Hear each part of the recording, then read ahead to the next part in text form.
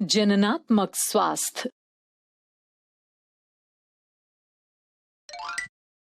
इस वीडियो में हम सीखेंगे जननात्मक स्वास्थ्य, व्यक्तिगत स्वच्छता, शारीरिक व्यायाम, नशीली दवाओं या ड्रग्स का निषेध, धूम्रपान एवं मादक द्रव्यों के दुष्प्रभाव।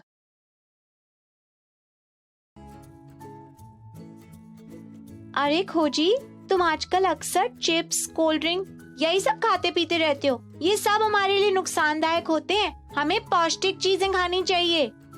लेकिन मुझे चिप्स खाना बहुत पसंद है। सवाली बिल्कुल सही कह रही है खोजी। चिप्स या अन्य डिब्बा बंद खाना स्वादिष्ट तो लगता है, लेकिन वो हमें पोषण नहीं देता। और तुम्हें पता है बच्चों, पोषण युक्त आहार हमारे जननात्मक स्वास्थ्य यानी रिप्रोडक्टिव हेल्थ के लिए भी बहुत जरूरी है। जननात्मक स्वास्थ्य वो क्या होता है दीदी? बच्चों, किसी व्यक्ति का शारीरिक और मानसिक रूप से विसंगति मुक्त होना स्वास्थ्य कहलाता है। और जब ये जनन अंगों और प्रक्रिया से संबंधित होता है तो इसे जननात्मक स्वास्थ्य कहा जाता है। कुछ समझ में नहीं आया दीदी, विस्तार से बताइए ना। बच्चों आओ, पहले वहाँ उस पेड़ के नीचे बैठते हैं, फिर आराम से इस बारे में चर्चा करते हैं। आप बताइए ना दीदी। बच्चों, मैंने तुम सबको पिछली कक्षा में बताया था ना कि किशोरावस्था यानी 10 वर्ष से 20 वर्ष की आयु के बीच हमारा शरीर तेजी से वृद्धि करता है। हाँ दीदी, आपने बताया था। इसके लिए हमें पोषक तत्वों की अधिक मात्रा में आवश्यकता होती है। इन पोषक तत्वों की प्राप्ति के लिए ही हमें संतुलित आहार लेना चाहिए, यानी ऐसा आहार जिसमें खनिज, प्रोटीन, वसा, कार्बोहाइड्रेट, विटामिन आदि पर्याप्त मात्रा में शामिल हों। तो दीदी, इसके लिए हमें कौन कौन सी चीजें खानी चाहिए? बच्चों, हमारा भारतीय भोजन यानी रोटी, दाल, चावल, सब्जियां एक संतुलित आहार है। इसके अलावा दूध भी स्वयं में एक संतुलित भोजन है। छोटे शिशुओं को माँ का दूध संपूर्ण पोषण देता है। दीदी, इनके अलावा कौन से खाद्य पदार्थ किशोरावस्था में विशेष रूप से खाना चाहिए? बच्चों, लौह तत्व युक्त खाद्य जैसे आंवला, गुड़, संतरा, मांस, हरी पत्तेदार सब्जियां आदि भी भोजन में जरूर शामिल करनी चाहिए, क्योंकि लौह तत्व शरीर में रक्त का निर्माण करता है। ओह अच्छा, तो फिर आज से मैं रोज पौष्टिक भोजन ही खाऊंगा दीदी। बहुत अच्छा खोजी। और बच्चों, किशोरावस्था में अच्छे स्वास्थ्य के लिए संतुलित आहार के अलावा कुछ विशेष बातों का ध्यान रखना भी जरूरी है। कौन सी बातें दीदी? जैसे हमें व्यक्तिगत स्वच्छता का ध्यान रखना चाहिए। इसके लिए प्रतिदिन स्नान करना चाहिए, क्योंकि इस आयु में स्वेद यानी पसीने की ग्रंथियां अधिक क्रियाशील होती हैं, जिसके कारण शरीर से पसीने की गंध आती है और साथ ही जीवाणु संक्रमणों का खतरा भी बना रहता है। और हाँ, लड़कियों को ऋतुस्राव के दौरान साफ सफाई का विशेष ध्यान रखना चाहिए। वो कैसे दीदी? इस दौरान उन्हें सैनिटरी नैपकिन या साफ कपड़े से तैयार किए गए पैड का इस्तेमाल करना चाहिए और 4 से 5 घंटे के अंतराल पर उसे बदलते रहना चाहिए, जिससे संक्रमण का खतरा न हो। एक और जरूरी बात बच्चों, ऋतुस्राव के विषय में फैली कुछ सामाजिक भ्रांतियों से हमें बचना चाहिए, क्योंकि उनका कोई आधार नहीं है। कौन सी भ्रांतियाँ दीदी? जैसे ऋतुस्राव के समय यदि कोई लड़की किसी लड़के को देख ले तो वो गर्भवती हो जाती है, या फिर इस दौरान रसोई घर का काम नहीं करना चाहिए आदि। इसके अलावा और कौन सी बातों का ध्यान रखना चाहिए दीदी?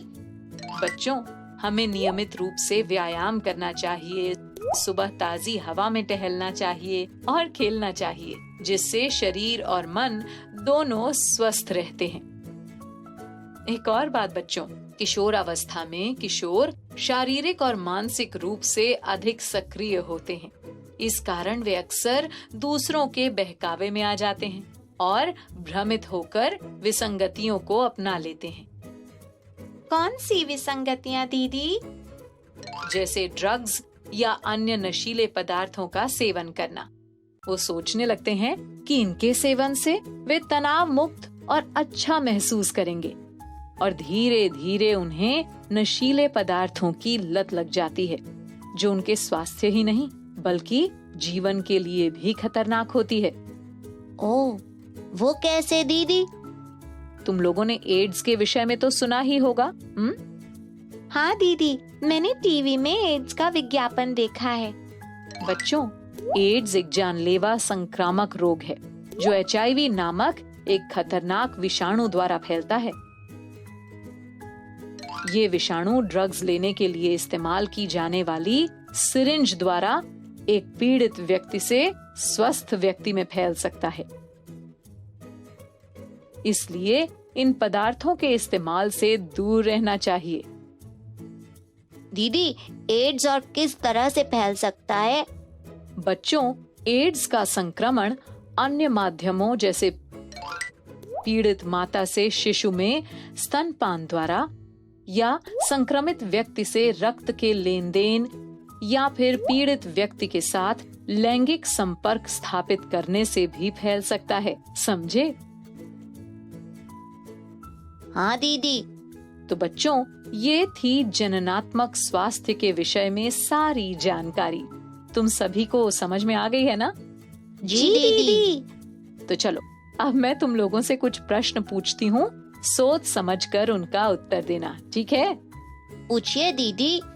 अच्छा, सबसे पहले ये बताओ कि जननात्मक स्वास्थ्य से आप क्या समझते हैं? दीदी, किसी व्यक्ति का शारीरिक और मानसिक रूप से विसंगति मुक्त होना स्वास्थ्य कहलाता है, और जब ये जनन अंगों और प्रक्रिया से संबंधित होता है तो इसे जननात्मक स्वास्थ्य कहा जाता है।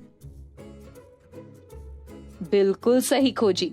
अच्छा, आप बताओ कि ऋतुस्राव के समय संक्रमण से कैसे बचा जा सकता है?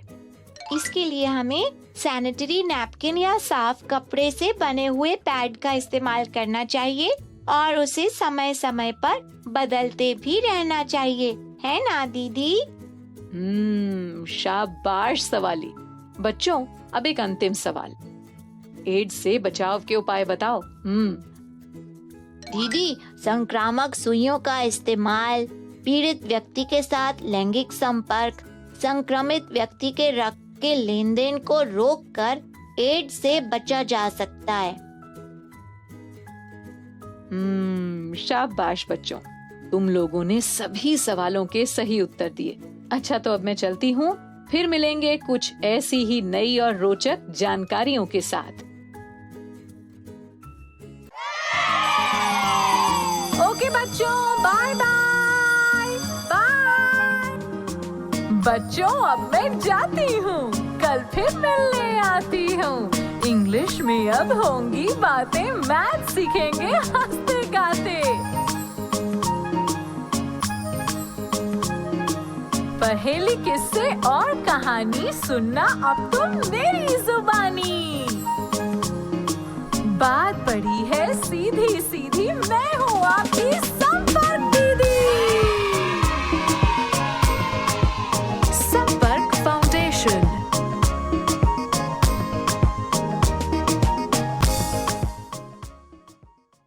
आपको ये वीडियो देखकर मजा आया ना?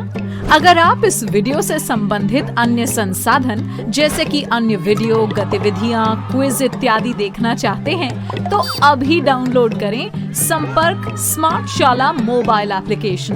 और हाँ, अगर आपको ये वीडियो अच्छा लगा हो तो इसे जरूर लाइक करें। और भी नए नए वीडियोस देखने के लिए सब्सक्राइब बटन पर क्लिक करना न भूलें। मिलते हैं बहुत जल्द YouTube और संपर्क स्मार्ट शाला ऐप पर।